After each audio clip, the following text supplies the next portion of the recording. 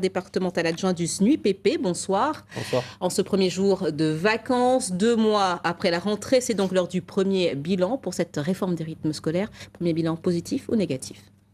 Bilan mitigé, on va dire. Pour le SNUIPP FSU, on a voulu précipiter une réforme. On a voulu aller trop vite et cette précipitation, en fait, crée des problèmes maintenant pour les communes qui ont décidé de passer en 2013. Quelles sont les réactions des principaux intéressés, à savoir les élèves concernés par cette semaine de 4 jours et demi? La réaction, c'est la même pour les élèves, pour les enseignants et pour les parents d'élèves. Tout le monde décrit un état de fatigue avancé pour l'époque à laquelle on est, fin de la première période. On décrit tous une fatigue qui est vraiment incomparable par rapport aux autres années scolaires. Alors, nos téléspectateurs ont la possibilité de réagir sur les réseaux sociaux, hashtag JT Première sur Twitter. Et nous avons une question de téléspectateur. Il dit, étions-nous des Superman autrefois, avec l'école le samedi et catéchisme le mercredi, pour ceux qui, bien sûr, étaient de confession catholique? Alors, des Superman, je ne pense pas. Mais ce qu'il faut bien comprendre, c'est que le monde a complètement changé. Le monde et l'école en même temps. Au jour d'aujourd'hui, à l'école, on apprend l'anglais, on apprend l'informatique, on apprend l'histoire de l'art. Donc, je veux dire, le monde a complètement changé. Donc, c'est vraiment très difficile de faire un parallèle entre ce qui se passait avant et ce qui se passe aujourd'hui. Les enfants sont sollicités toute la journée. Donc, c'est pour ça, en fait, qu'on a cet état de fatigue. Alors, est-ce qu'il faudrait concrètement, clairement, supprimer la demi-journée de plus et revenir à la semaine de 4 jours? Alors, le SNUIPP FSU était clair par rapport à ça. Nous, on ne voulait pas de la réforme d'Arcos de 2008. À partir du moment où elle a été mise en place, on l'a critiquée. Et on ne veut pas non plus de cette réforme imposée, créée dans la précipitation. Nous, ce qu'on veut, c'est une réécriture du décret avec une véritable concertation des parents d'élèves, des enseignants et des communes. Donc, il ne faut pas forcément abandonner cette réforme.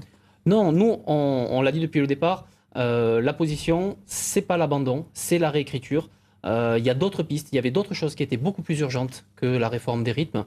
Par exemple, nous, quelque chose qui est vraiment emblématique, qui a été mis en place, mais de façon vraiment homéopathique, c'est le plus de maîtres que de classes.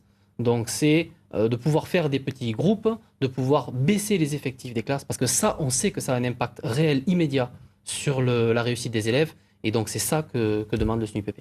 Quid des fameuses activités périscolaires? Alors, les activités péri-éducatives, nous, on les a critiquées. Mais bien sûr, une chose qu'on reconnaît, c'est la bonne volonté des personnes qui les réalisent. On a recruté des jeunes qui ne sont pas formés. Donc, ils ne sont pas formés, ils n'ont pas de locaux pour travailler et ils n'ont pas de matériel. Donc, ils font du mieux qu'ils peuvent, mais ils ne peuvent pas faire de miracle.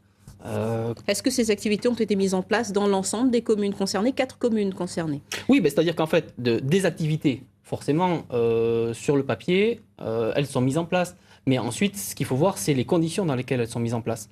Comme le décrivaient certains parents d'élèves, actuellement, ça ressemble plus à une récréation, à une garderie surveillée, qu'à de véritables activités.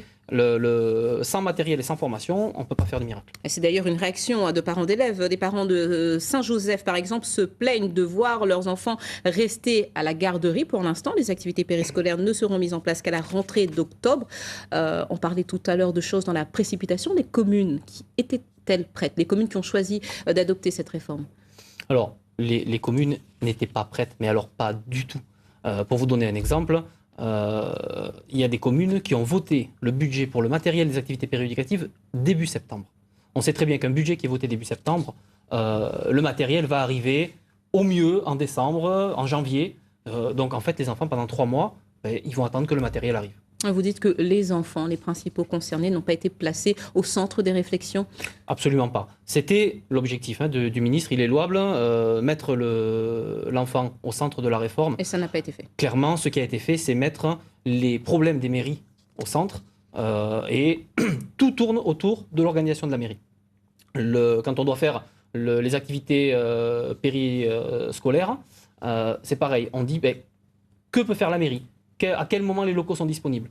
Et tout tourne autour de là au lieu de se concentrer sur l'enfant. Alors, quand on va à l'école, généralement, on a une note, on donne une note. Quelle note donnez-vous à cette réforme des rythmes scolaires après 2 mois d'exercice? Bon, nous, clairement, on veut qu'elle soit réécrite, donc on peut même pas mettre passable, on va dire 8 sur 20. Merci beaucoup, Fabrice Allaire, d'avoir répondu à nos questions. À présent, le dossier du 19-20. Ce soir, nous nous intéressons à l'engouement des Réunionnais pour les scooters de plus en plus gros, de plus en plus nombreux. Ces engins règnent sur nos routes. Grande tendance du moment, le scooter à 3 roues, grosse